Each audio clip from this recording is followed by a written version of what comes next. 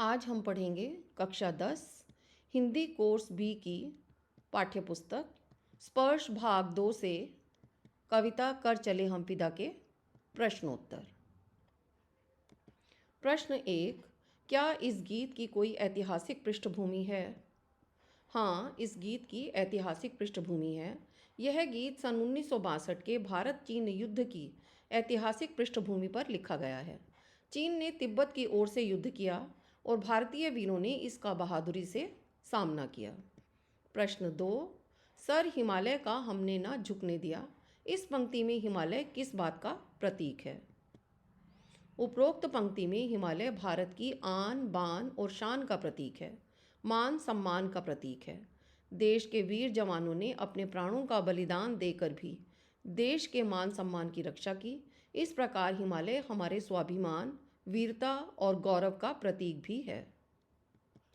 प्रश्न 3, इस गीत में धरती को दुल्हन क्यों कहा गया है? इस गीत में धरती को दुल्हन इसलिए कहा गया है क्योंकि जिस तरह से दुल्हन की रक्षा वर करता है, उसी तरह धरती की रक्षा की जिम्मेदारी सैनिक निभा रहे हैं। और जिस तरह से दुल्हन को लाल जोड़े में सजाया जाता है, उसी तरह सैनिकों ने भी प्राणों का बलिदान देकर धरती को खून से लाल कर दिया है। यही कारण है कि धरती को दुल्हन की संज्ञा दी गई है। प्रश्न 4, गीत में ऐसी क्या खास बात होती है कि वे जीवन भर याद रह जाते हैं?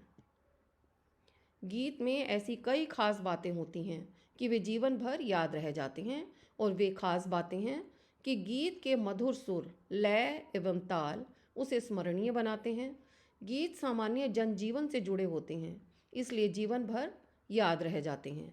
गीत के सरल बोल और संगीतात्मकता के कारण उन्हें याद रखना सरल होता है। गीतों की भावनात्मकता, सच्चाई, गेयता के गुण उसे प्रभावी और यादगार बना देते हैं। प्रश्न 5, कवि ने साथियों संबोधन का प्रयोग किसके लिए किया है?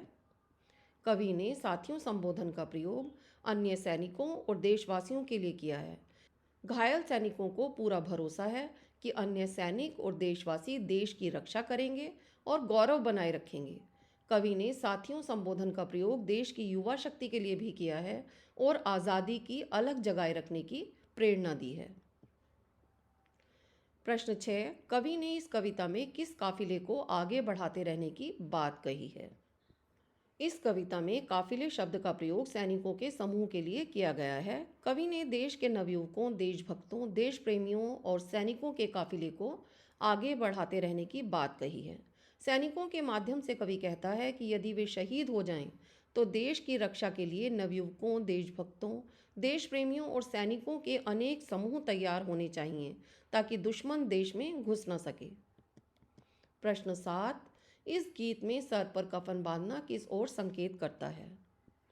सर पर कफन बांधना का अर्थ है मौत के लिए तैयार होना। कवि ने इस गीत में देश के लिए मर मिटने वालों की परंपरा की याद दिलाई है। सैनिक अपने अंतिम पलों में देशवासियों को सर पर कफन बांधने के लिए कहता है, क्योंकि वह देश की रक्षा के लिए अपना बलिदान देने के लिए अग्रसर है और अब देश की रक्षा का भार देशवासियों पर है। प्रश्न 8, इस कविता का प्रतिपाद्य अपने शब्दों में लिखिए। प्रस्तुत कविता का प्रतिपाद्य पाठकों को देश हित, बलिदान और संघर्ष की प्रेरणा देना है। कविता में देश के सैनिकों की भावनाओं का वर्णन किया गया है। सैनिक कभी भी देश के मान सम्मान को बचाने से पीछे नहीं हटते, फिर चाहे उन्हें अपनी जान ही क्यों न गंवानी पड़े। सैनिक चाहते हैं कि उनके बलिदान के बाद देश की रक्षा के लिए सैनिकों की कमी नहीं होनी चाहिए। दुश्मन कभी भी उसके द्वारा खून से खींची गई लक्ष्मण रेखा को पार न कर पाए।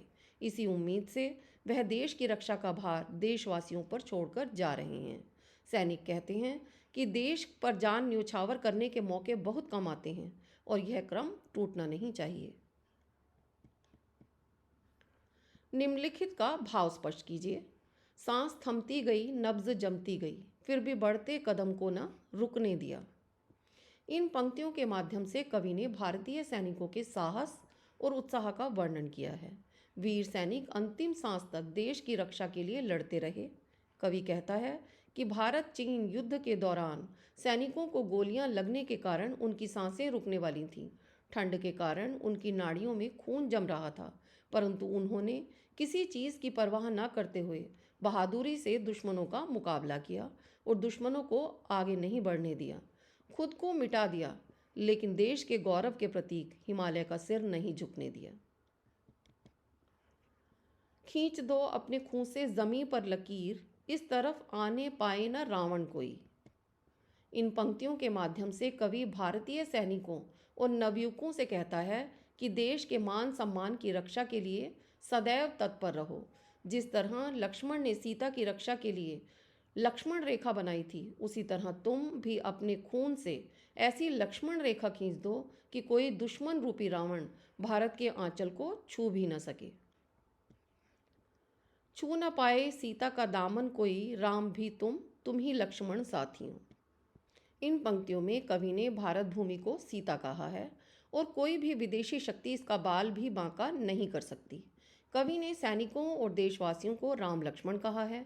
इन पंक्तियों में सैनिक देशवासियों से कहता है कि वह तो अपना कर्तव्य निभाता हुआ देश के लिए शहीद हो रहा है, परंतु उसके बाद सीता अर्थात भारत की भूमि की रक्षा करने वाले राम और लक्ष्मण दोनों तुम ही हो।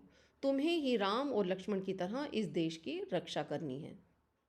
मेरी ये वीडियो पसंद आए तो इसे लाइक करें, शेयर करें और मधुकलश चैनल को सब्सक्राइब करना ना भूलें।